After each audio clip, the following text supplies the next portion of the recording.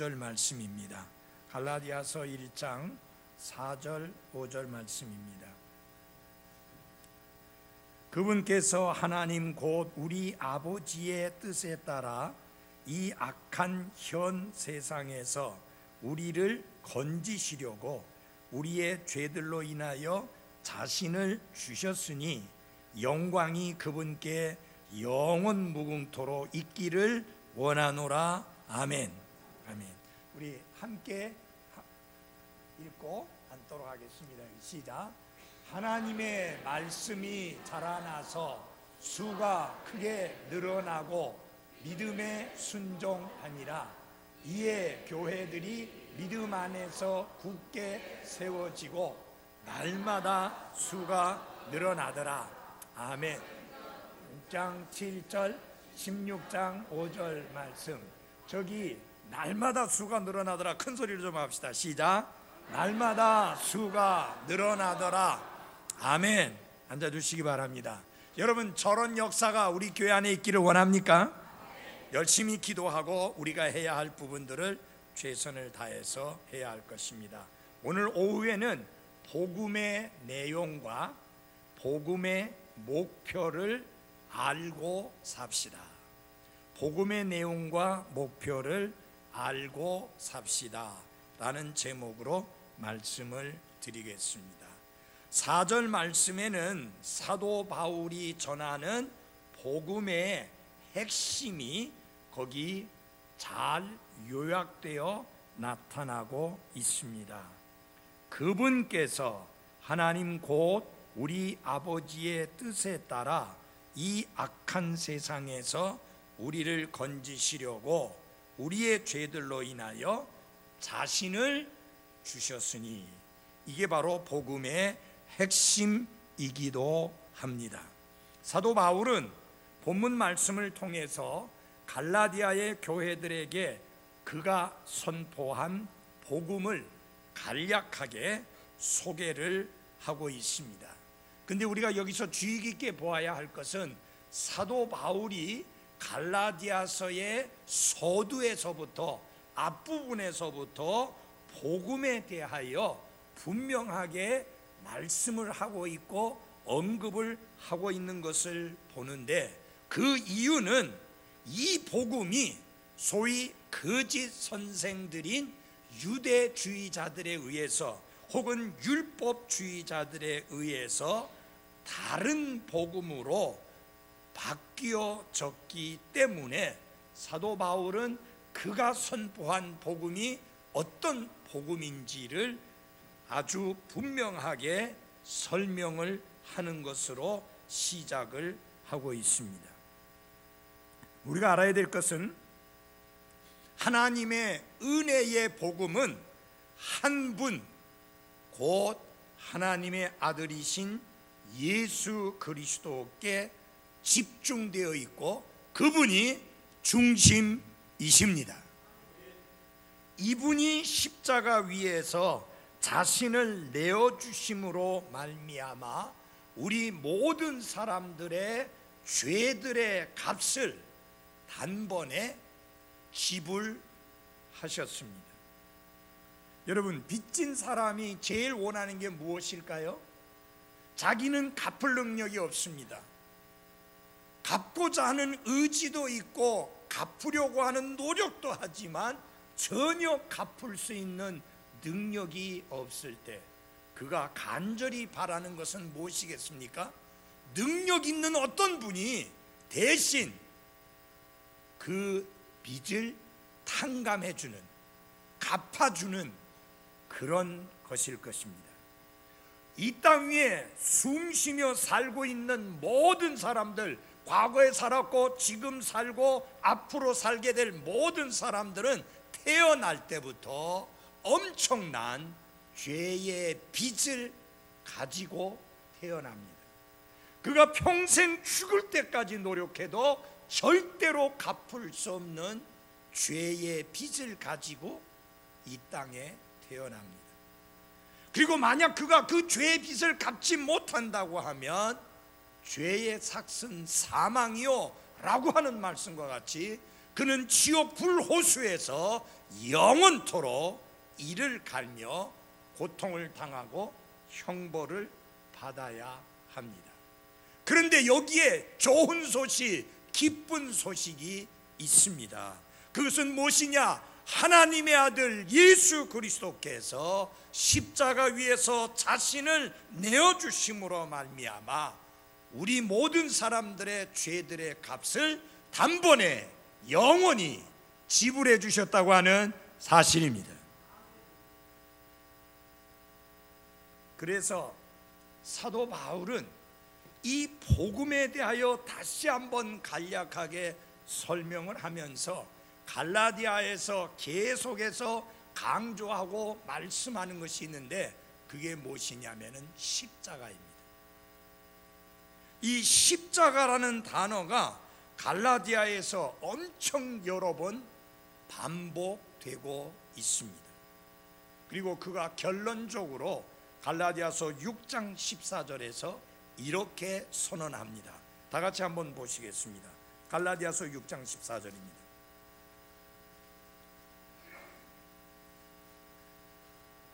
함께 읽어보겠습니다. 시작.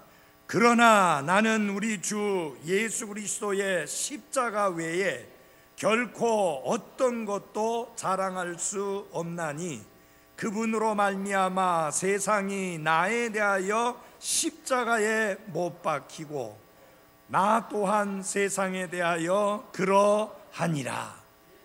그는 자랑할 만한 것이 엄청 많은 사람이었습니다. 그의 출신 신분도 그렇고, 그 다음에 그가 배운 바 지식과 학문도 그렇고, 당시에 드물게 로마의 시민권을 가지고 있는 자유한 사람이었다는 것도 충분히 자랑할 만한 것이었는데, 그는 예수 그리스도의 십자가 이외에는 그 어떤 것도 자랑할 것이 없다라고 고백할 만큼 그의 모든 초점이 십자가에 맞춰져 있는 것을 보게 됩니다. 사랑하는 성도 여러분, 우리 모두가 예수 그리스도와 그분의 십자가를 자랑하는 그런 분들이 돼야 할 것입니다. 적극적 사고방식이 아닙니다. 긍정적인 생각이 아닙니다. 이 땅에 하나님의 교회에서 이 설교 강단에서 선포되어지고 강조돼야 되고 자랑해야 되고 담대하게 증언해야 될 것은 뭐냐? 예수 그리스도와 그분의 십자가인 것입니다. 사도 바울은 본문에서 복음에 대해서 간략하게 설명을 하면서 그는 복음의 목표가 무엇이냐, 복음이 목적하는 바가 무엇이냐 하는 것을 설명하기 전에 먼저 무엇부터 설명하느냐? 복음의 내용에 대해서 먼저 설명을 합니다. 이 무슨 뜻이냐? 도대체 복음이란 무엇이냐? 이 복음에 대한 정의에 대해서 먼저 말씀을 선언합니다. 그래서 이런 복음의 내용이 무엇입니까? 사도 바울은 이렇게 설명했습니다. 1장 4절을 같이 한번 보시기 바랍니다. 그분께서 하나님 곧 우리 아버지의 뜻에 따라, 그 다음에 조금 건너가서요, 우리의 죄들로 인하여 자신을 주셨으니, 그게 복음의 내용입니다. 제가 지금 건너뛴 내용이 있죠. 그 건너뛴 내용은 무엇이냐? 복음의 목표입니다. 복음의 목적이기도 합니다. 저는 이 복음의 목표와 목적을 말씀드리기 전에 먼저 복음의 내용을 말씀드린다면, 예수 그리스도께서 우리의 죄들로 인하여 자신을 주셨다. 이것이 복음의 내용입니다.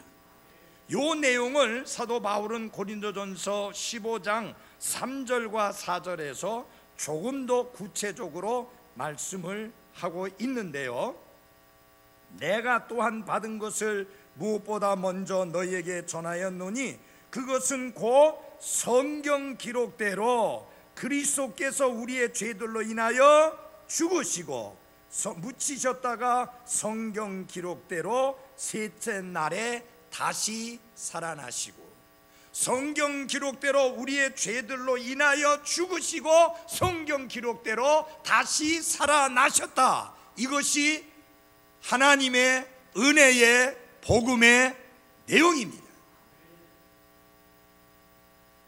그래서 복음의 내용은 예수 그리스도께서 우리의 죄들로 인하여 자신을 뭐했다?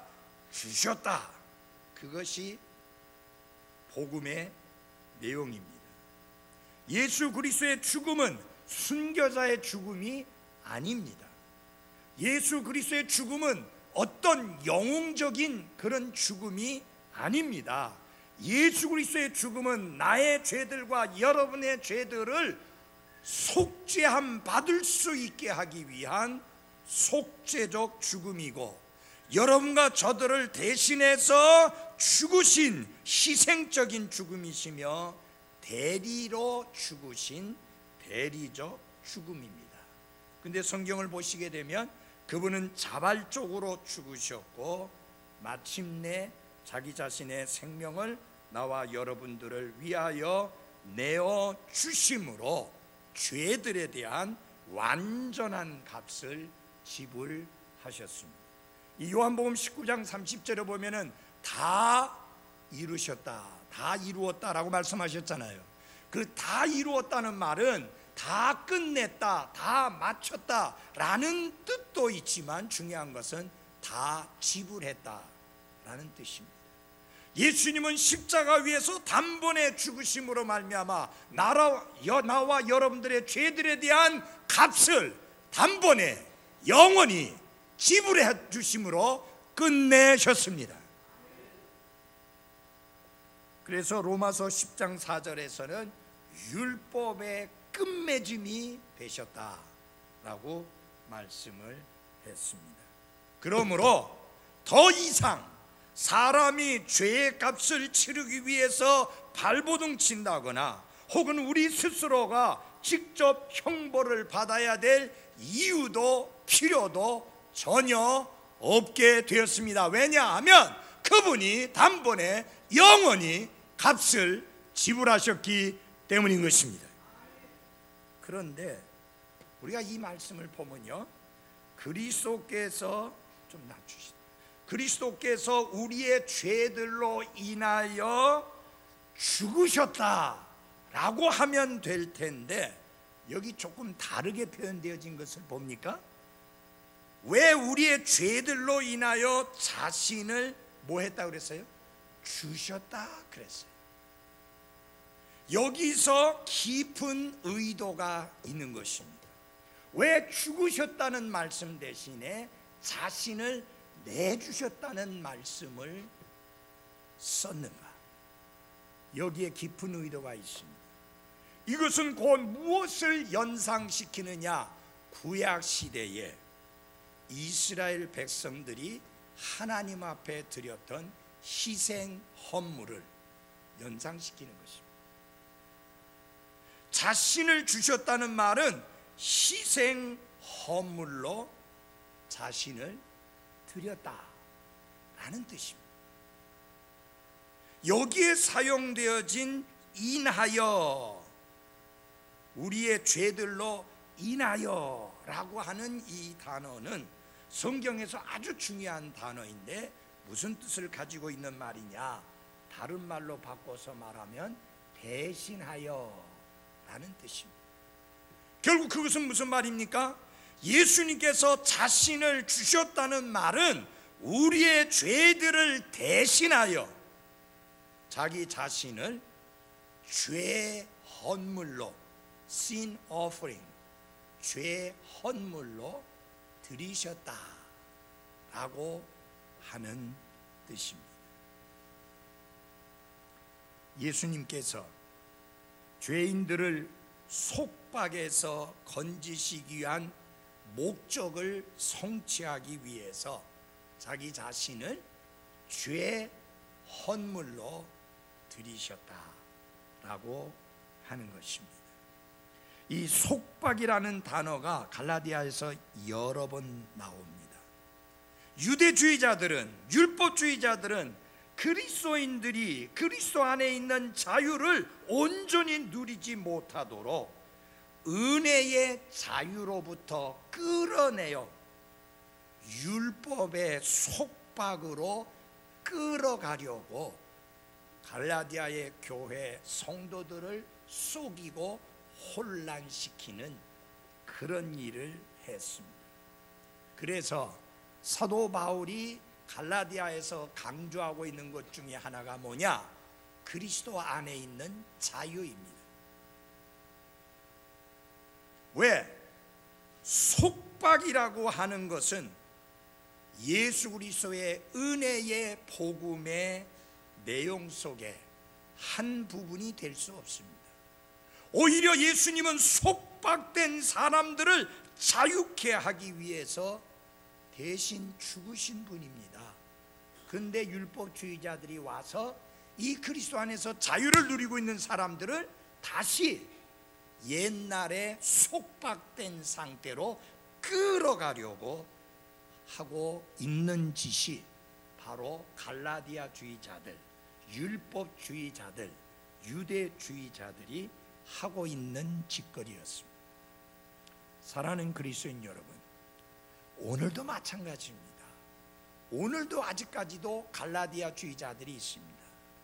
오늘도 아직까지도 율법주의자들이 있습니다. 그들은 우리가 그리스도 안에서 누리는 자유를 누리지 못하도록 잘못된 가르침으로, 거짓된 복음으로, 다른 복음으로 사람들을 혼란스럽게 만들어서 율법의 속박 속에 가두어 두려고 하는 노력을 지금도 계속하고 있습니다.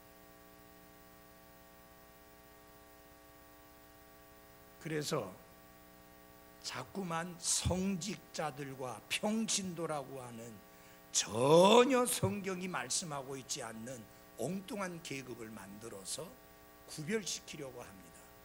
여러분, 성직자와 평신도라고 하는 계급을 만든 것은 천주교입니다. 저는 성직자가 아닙니다. 저는 목사입니다.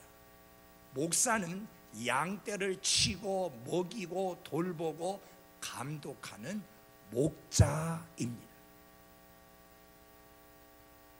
성직자와 평신도라는 말은 힌두교의 계급이 있듯이 그렇게 계급을 말하는 겁니다. 여러분 아십니까? 많은 일반 교회에서 이 강대상 위에 절대로 못 올라옵니다. 여러분, 우리 형제들이 기도 인도하기 위해서 여기 올라온다는 거 그분들에게는 상상도 되지 않습니다. 더군다나 특별 찬송을 부르기 위해서 여기 올라온다? 그것도 자매들이 여기 올라온다? 전혀 그들에겐 용납이 안 됩니다. 왜냐하면 여기가 거룩한 곳이라고 생각하고 있기 때문입니다.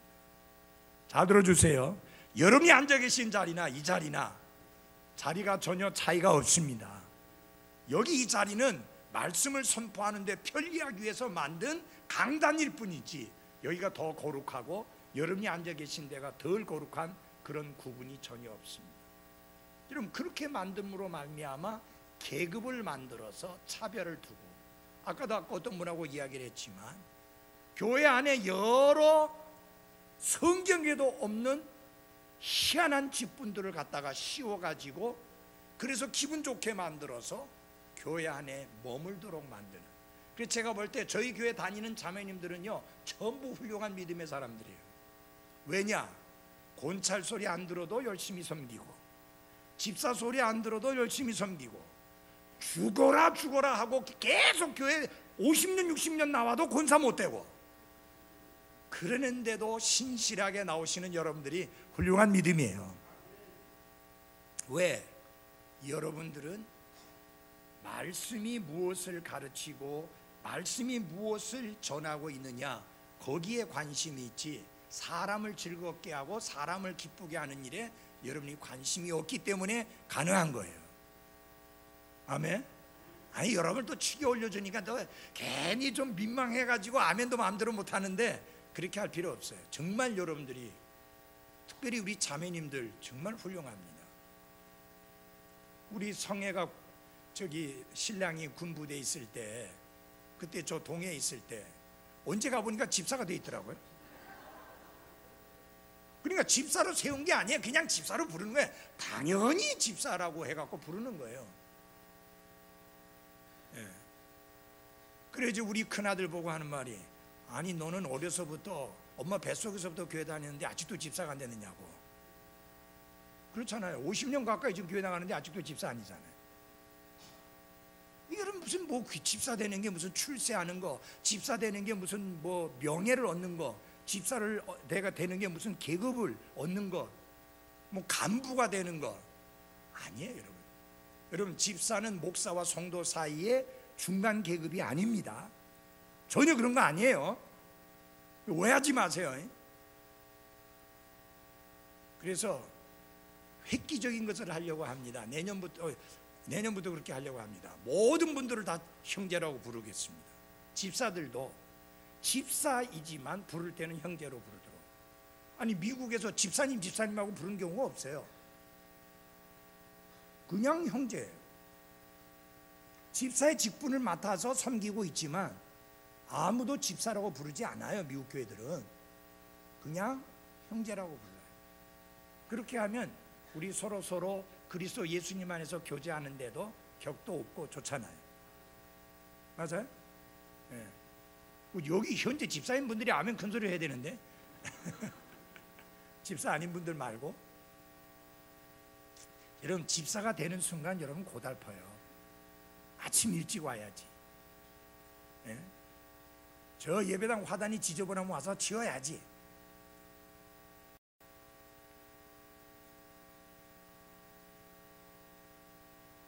그리스도께서 우리를 자유롭게 하기 위해서 죽으셨으니, 그래서 우리에게 주신 자유이니 우리는 그리스도 안에서 온전히 이 자유를 누리는 삶을 살아야 합니다.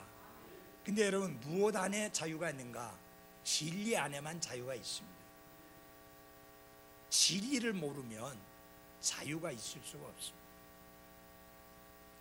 자, 여기 보면 이제 중요한 내용이 나옵니다. 복음의 목표, 복음의 목적이 나오는데 4절을 우리 다 같이 함께 읽어보겠습니다. 1장 4절을 앞부분만 읽겠습니다. 시작. 그분께서 하나님 곧 우리 아버지의 뜻에 따라 이 악한 현 세상에서 우리를 건지시려고. 이 4절에서 가장 중요한 단어가 무엇이냐? 건지시려고 라고 하는 단어입니다. 갈라디아에서 가장 중요한 말씀 중에 하나가 건지신다 라는 단어입니다. 이 복음의 내용은 잘 알고 있습니다. 그분께서 우리 죄들을 대신하여 죽으시고 묻히셨다가 성경 기록대로 다시 살아나셨다. 그게 복음의 내용인데 이 내용은 잘 알고 있습니다. 그런데 복음의 목표, 복음의 목적이 무엇이냐에 대하여 아는 사람이 그리 많지가 않습니다. 우리는 복음의 목표, 복음의 목적이 무엇인지를 알아야 합니다. 복음의 목적이 무엇이냐? 복음의 목표가 무엇이냐? 건지시기 위함이다. 건지시려고. 다 같이 합시다. 건지시려고. 그것이 복음이 의도하는 목표예요. 복음의 목표가 건지는 거다. 이 건진다는 말이 사도행전에서 3가지 의미로 쓰였습니다. 첫 번째 의미는 이 건진다는 말을 어떤 경우에 썼느냐?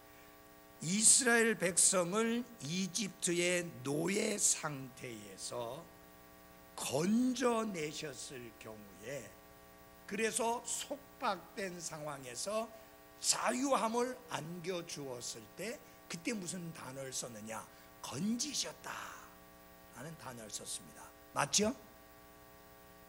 그러니까 그 내용 맞죠? 건져냈다. 속박의 생활에서 건져냈다. 그 다음에 두 번째로는 어떤 경우에 쓰여졌느냐 하면은 사도 베드로가 복음을 열심히 선포하다가 헤롯 대왕의 미움을 사가지고 감옥에 갇히게 됩니다.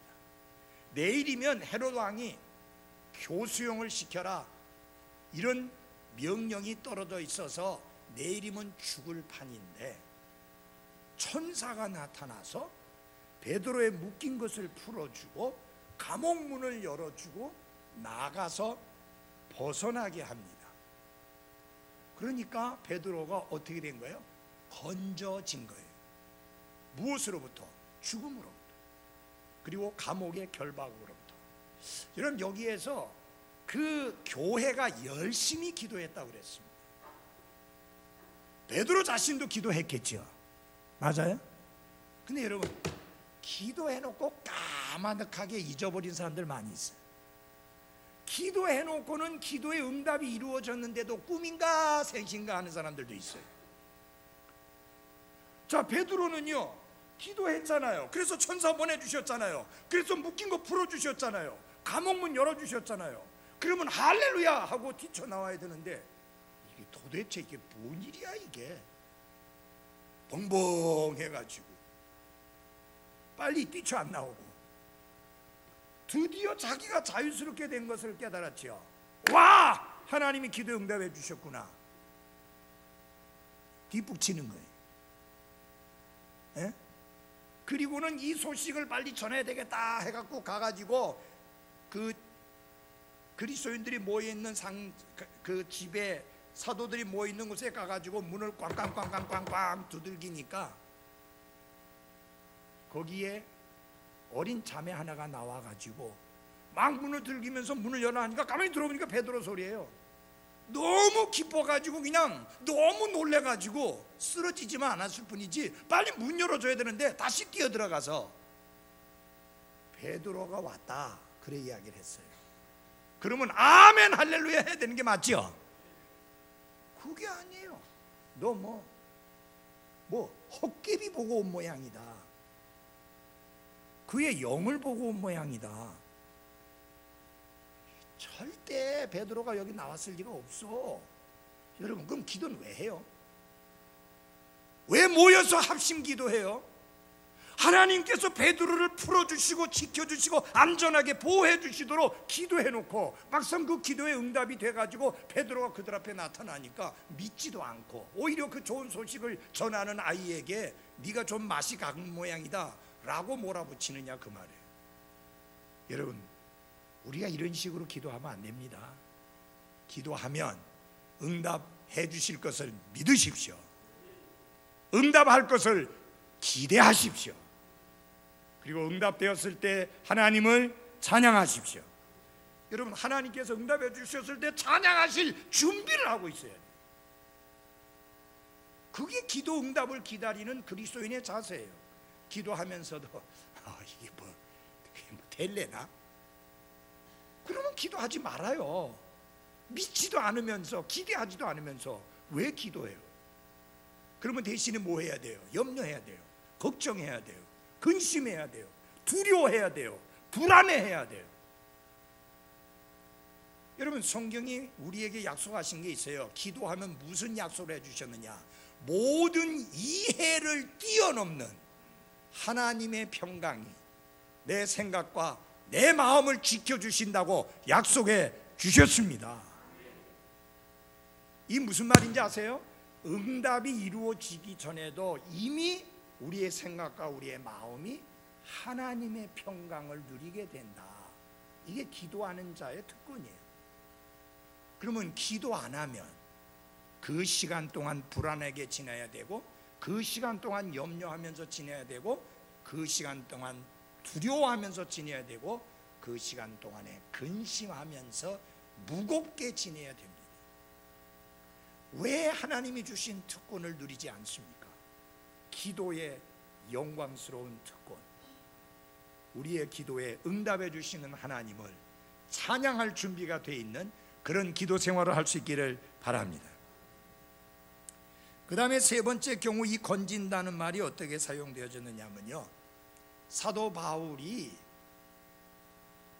억울하게 죄도 없이 아주 흥분된 군중들에게 잡혀가지고 두드려 맞아서 죽기 직전 그때에 총독이 그 사실을 알고 군인들을 데리고 와서 그 사도 바울을 그 두드려 맞아 죽을 수 있는 위험에서부터 건져냅니다. 그때 이 건져낸다는 단어가 사용이 되어졌습니다. 사랑하는 그리스도인 여러분, 복음의 목표, 복음의 목적이 무엇이냐? 우리를 이 악한 현 세상에서 뭐 하시려고? 건지시려고. 여기 건진다는 말은 한 번 건지고 끝나는 게 아니라 계속해서 건지는 그런 것을 말씀하는 내용이에요. 그렇다면 이거는 우리가 예수님을 구원자와 주님으로 받아들여 구원받았을 때 죄의 형벌과 심판으로부터 건지움을 받는 그걸 말하고 있는 게 아니다. 다른 내용을 말씀하고 있다라는 것을 알 수 있습니다. 자, 구원은 결코 우리의 노력으로 얻는 것이 아니고 하나님께로부터 거저 받는 선물입니다. 예수 그리스도께서 이미 죄들의 값을 지불하셨기 때문이지요. 그렇지만 잃어버린 죄인들은 반드시 회개와 믿음을 통해서 하나님의 거저 주시는 구원의 선물을 받아들여야만 합니다. 그건 우리의 결정이에요. 빌립보의 감옥 간수가 선생들아 내가 어찌하여야 어떻게 하여야 구원을 얻으리까 했을 때 신경 쓰지 마라. 뭐 거기 신경 쓸 필요 없어. 예수님 십자가에서 다 지불했어. 다 끝났어. 그러니 그냥 가만히 있으면 돼. 자동으로 구원받아. 그렇게 말했습니까? 아니요. 주 예수 그리스도를 믿으라. 그러면 네가 구원을 받는다. 잘 들어주십시오. 2000년 전에 죄인들을 구원하기 위한 하나님의 구원의 역사는, 하나님의 구원의 사역은 끝이 났습니다. 더 이상 거기에 보태기 할 게 하나도 없습니다. 이제 죄인들은 어떻게 해야 되느냐? 회개와 믿음을 통해서 하나님이 예비하신 이 놀라운 구원을, 그 놀라운 구원의 선물을 받아들여야만 하는 것입니다. 아무리 좋은 선물이 준비되어져도 그것을 값없이 거저 모든 사람에게 준다고 해도 본인이 받기를 거부하면 그 선물은 그 사람의 것이 될 수가 없습니다.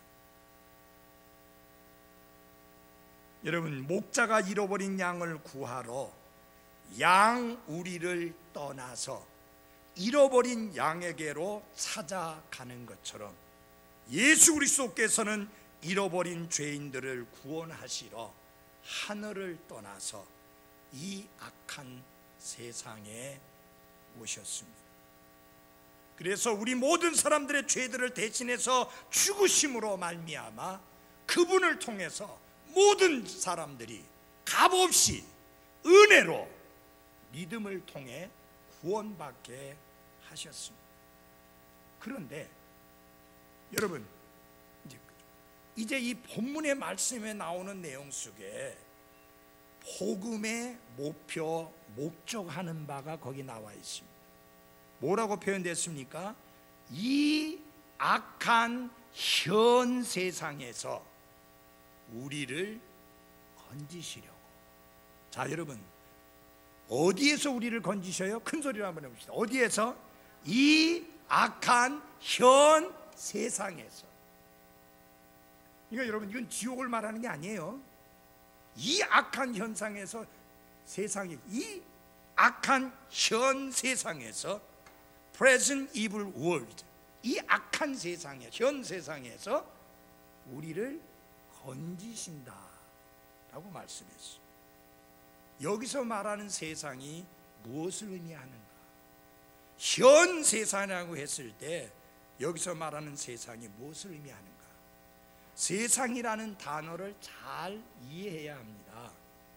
성경에서 세상이라는 단어는 문맥에 따라서 몇 가지 정도의 의미로 사용되어지고 있느냐, 약 7가지 정도의 의미로 사용되어지고 있습니다. 그러니까 세상하면 오직 달랑 하나라고 생각하면 안 돼요. 이 세상 누가 만드셨죠? 하나님. 그때 말하는 세상은 우주 만물을 이야기합니다. 요한복음 3장 16절에 하나님께서 세상을 이처럼 사랑하사 자신의 독생자를 주셨으니, 그때 세상은 무엇을 말하죠? 사람들. 하나님 앞에 죄인인 사람들을 말합니다. 하나님이 이 우주 만물을 사랑하사 독생자 주신 거 아니에요. 죄인들을 사랑하사 죄인들을 구원하시기 위해서 독생자를 주셨어요.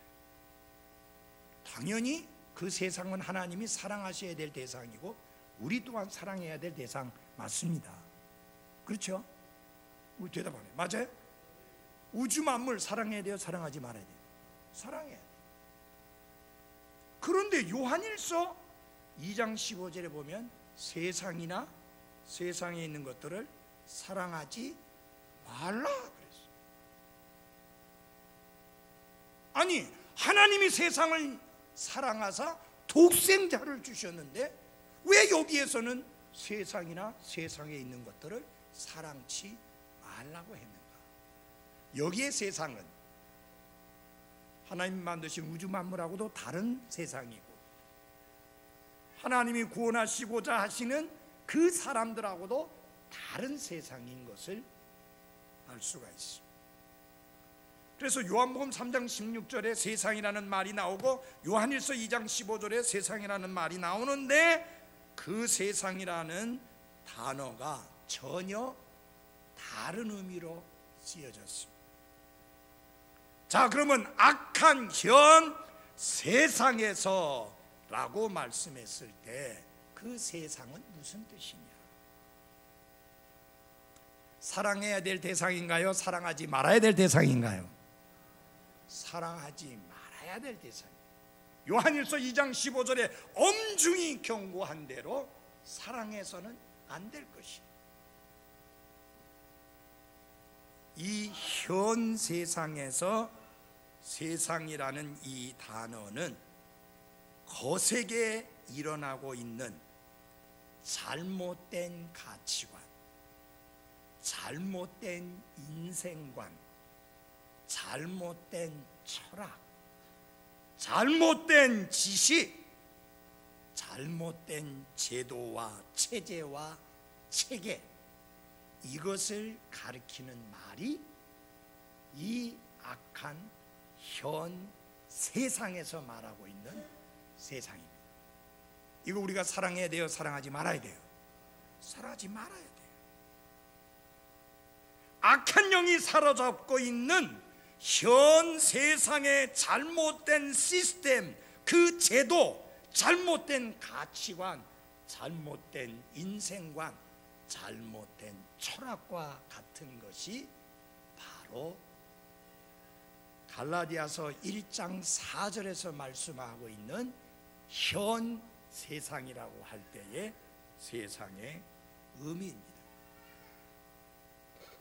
이들은 돈과 명예가 제일이고 출세를 통해 위해서는 심지어 가족도 내팽겨치려고 하는 그런 세상이 바로 현 세상입니다. 여러분, 돈 때문에 아버지도 죽이죠? 돈 때문에 어머니도 죽여요.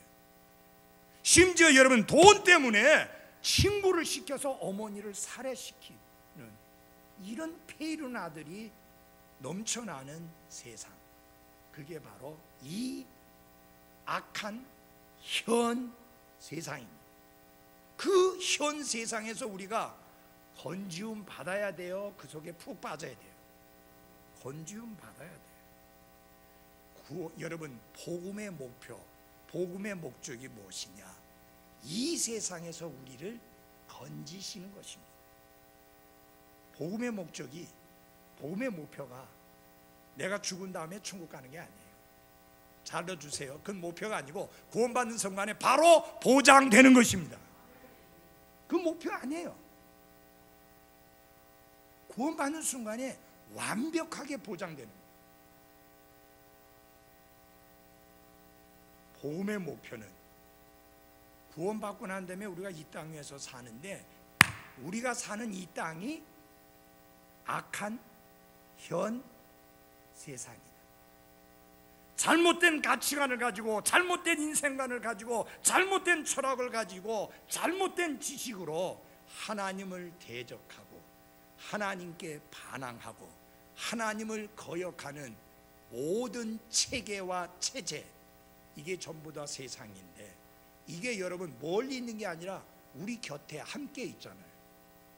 그래서 우리가 이 현 세상에서 날마다 건지움을 받아야 하는 것입니다. 그게 복음의 목표다는 거예요. 잘못된 가치관을 버리고 내 혼과 내 영과 몸이 거룩하게 건지움을 날마다 순간순간 받아야 하는데, 그것을 위해서 그리스도께서 자신을 내어 주신 것입니다. 그러니까 죽고 난 다음에 천국 가는 거, 그거는 구원받자마자 영원히 보장됐으니까 걱정 놓으시고 사시고, 중요한 거는 이 땅에 구원받고 나서 구원받자마자 여기 십자가상의 강도처럼 바로 죽는 거 아니잖아요. 그래서 이 몸을 입고 살아야 되잖아요. 근데 여러분 곁에 있는 사람들이 어떤 생각 가지고 있어요? 하나님 없어, 예수님 필요 없어, 교회 필요 없어, 내게 짐이야, 나에게 교회 가라고 하지 마, 돈이 최고야, 명예가 최고야, 권력이 최고야, 예뻐지는 게 최고야. 지금 그런 가치관을 가지고 살고 있는 사람이 우리 주위에 널브러져 있습니다. 자칫하면 우리의 가치관도 우리의 인생관도 그들이 가지고 있는 것처럼 그렇게 될 수 있으니까, 이 악한 현 세상에서 우리가 구출을 받아야 하는 것입니다. 복음의 목표가 그거예요. 우리가 이 땅에 살아가는 동안에 악한 말과 악한 행위와 악한 생각과 잘못된 가치관과 잘못된 인생관과 잘못된 염려와 근심으로부터 우리가 건지움을 받는 것, 그것이 복음의 목표요, 복음의 목적입니다. 예수님이 가르쳐 주신 기도에 나오는 대로 시험에 들게 하지 마옵시고, 이게 날마다 우리가 기도해야 될 제목이에요. 이 악한 현 세상에서 우리를 얽어매려고 하는 잘못된 가치관, 잘못된 인생관, 잘못된 철학이 얼마나 널브러져 있습니까? 어저께 우리 성은이하고 이야기하는 중에 그런 이야기를 들었어요. 자기 아들이 서울대 경영학과에 갔어요. 근데 자기 딸은 더 똑똑해 보이니까 얘를 내가 뒷바라지를 잘한다고 하면 서울대 의대도 보내겠다 싶어가지고 여러분 생이별을 하는 거예요.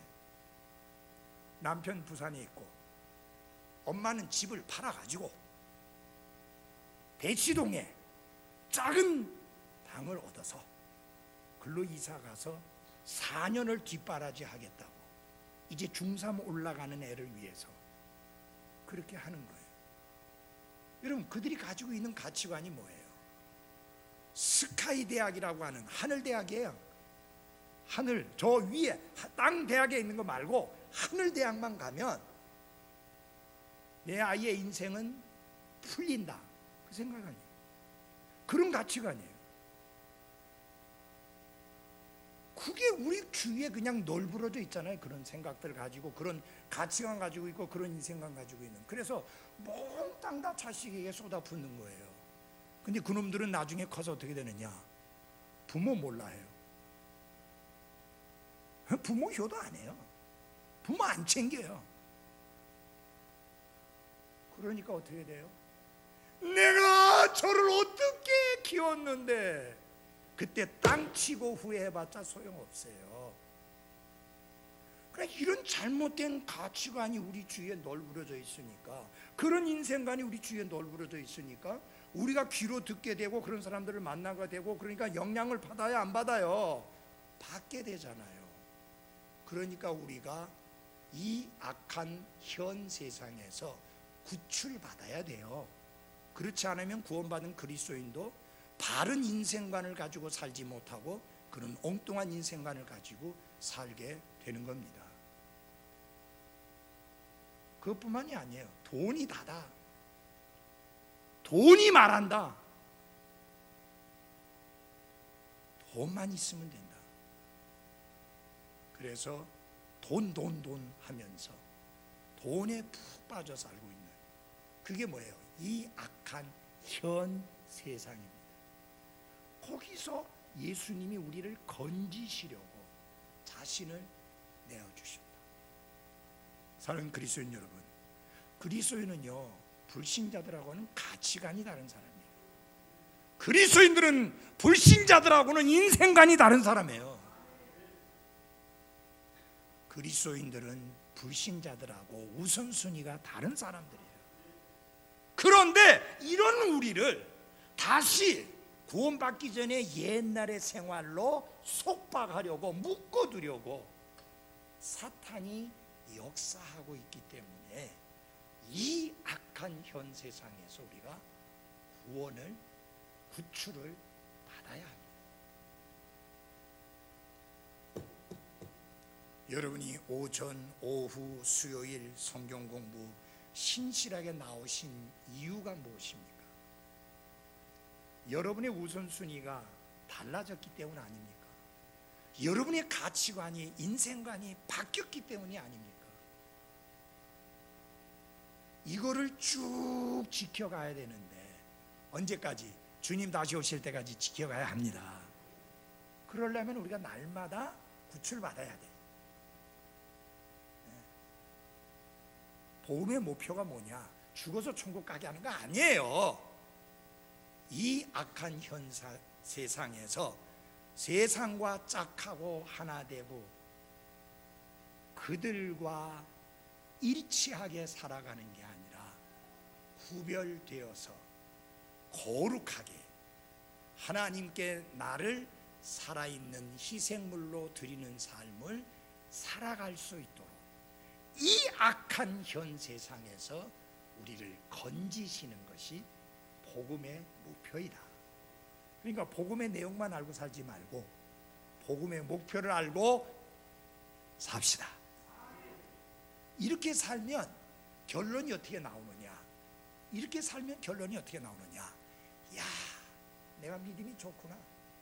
역시 나는 그리스도인 중에 그리스도인이야. 그 누구도 내 신앙을 흉내낼 수 없고 나를 따라올 수 없어. 그러면서 자기 스스로 영광을 취하고 자기를 높이는 게 아니라 5절이 결론이 됩니다.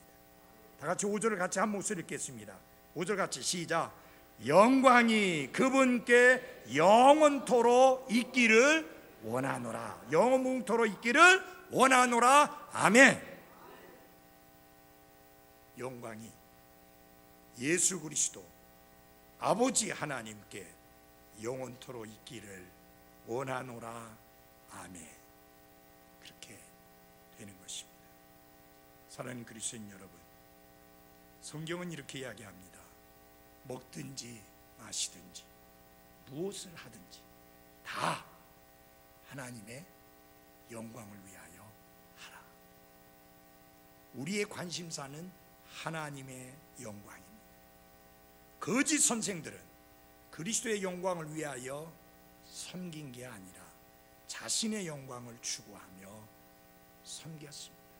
그들은 엄청 바쁘게 움직였지만 잃어버린 혼들을 그리스도께로 구원해 인도해서 구원받도록 하기 위해서가 아니라 그들 자신의 영광을 위해서 그렇게 바쁘게 움직였습니다. 그러나 사도 바울은 달랐습니다. 그의 동기는 순수했고 그의 동기는 거룩했습니다. 그래서 오직 예수 그리스도께서 영광 받기를 원했습니다. 사랑하는 그리스도인 여러분, 누가 영광 받아야 되겠습니까? 내가 아닙니다. 여러분이 아닙니다. 바로 우리의 구원자 주 예수 그리스도께서 영광을 받으셔야 합니다. 다 같이 우리 성경 구절 하나만 읽어보고 말씀을 마치도록 하겠습니다. 고린도전서 6장입니다.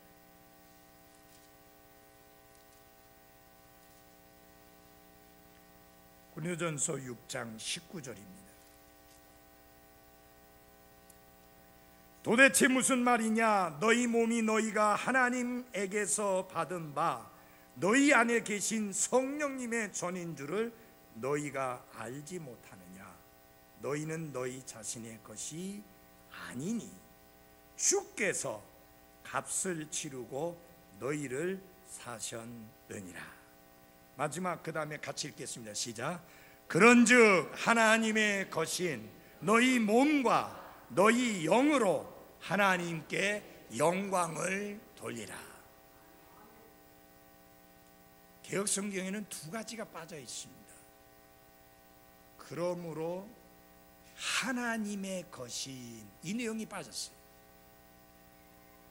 그래서 값으로 치르고 사신 것이 되었느니라 해놓고 그런즉 너희 몸으로 하나님께 영광을 돌리라. 또 하나가 또 빠져버렸어요. 하나님의 것이라는 내용이 빠졌을 뿐만 아니라 너희 영으로라는 것이 빠졌습니다. 잘 들어주십시오. 우리는 이제 더 이상 우리 것이 아니라 하나님의 것입니다. 돈 주고 샀으니까요. 이 성경책 지난 주간에 샀습니다. 제 성경책이 너무 너덜너덜 떨어지는 바람에 샀어요. 그래서 새 성경이라서 되게 부끄러워요. 민낯 가진 것처럼 너무 부끄러워요. 제가 이 성경을 돈을 주고 샀습니다. 그래서 도착하자마자 한 것 중에 하나가 2018년 2월 2일 부산성도 침례교회 목사 김이요. 이것을 적습니다. 왜 적느냐? 이제 이건 내 소유가 되었다는 거죠. 내 것이 되었다. 내가 구원받는 순간 하나님께서 기록을 딱 찍습니다. 몇 년 몇 월 며칠 너는 내 것이다. 여러분, 예수 그리스도의 것 맞습니까? 하나님의 것 맞습니까? 하나님의 것을 내 것처럼 쓰면 안 되잖아. 이 몸도 내 영도 내 혼도 하나님의 것이에요. 그러므로 이 모든 것으로 하나님께 영광을 돌려야 하는 것입니다. 기도하겠습니다.